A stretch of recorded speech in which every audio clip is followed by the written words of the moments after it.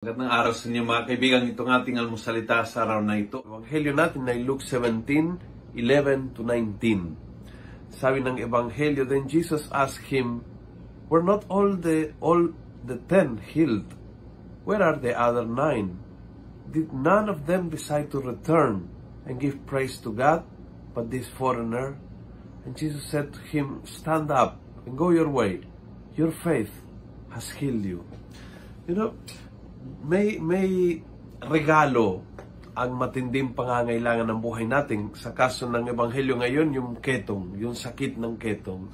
Mga sakit, mga pangyayari na hindi mo inaasahan, mga pangyayari na dumating sa buhay na hindi mo gusto at naging sanghi ng gulo, sanghi ng pain, sanghi ng pangyayari na hindi kaayos-ayos.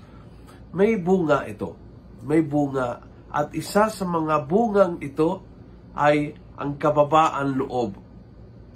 Hindi tayo naging mayabang kapag may matinding pangangailangan. Somehow, nakakatulong ang matinding pangangailangan na marunong tayong yumuko, na marunong tayong bumaba. Kapag tayo ay nangangailangan ng tulong ng iba. And that makes us humble. And the second is grateful. Kapag ikaw ay may matinding pangangailangan, yun po'y pakakataon na ipakita ng Diyos ang kanyang habag sa iyo. And when God does, kapag ginagawa ng Diyos, at ginagawa ng Diyos, I think that's the good news sa Ebanghelyo ngayon, ginagawa ng Diyos ang mga bagay na ito, mga himala sa buhay natin, that makes an incredible happiness dahil kailangan ka magpasalamat.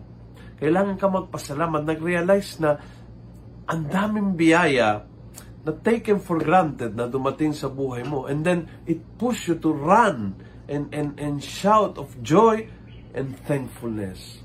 Yun po yung dalawang biyaya ng isang matinding pangyayari sa buhay.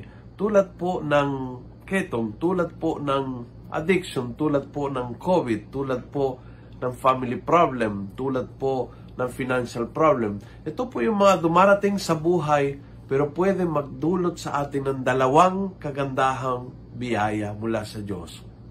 Ang biyaya ng kababaan loob at ang biyaya ng pasalamat. Kung nagustuhan mo ang video ito, pass it on. Punuin natin ng good news ang social media. Gawin natin viral, araw-araw ang salita ng Diyos. God bless.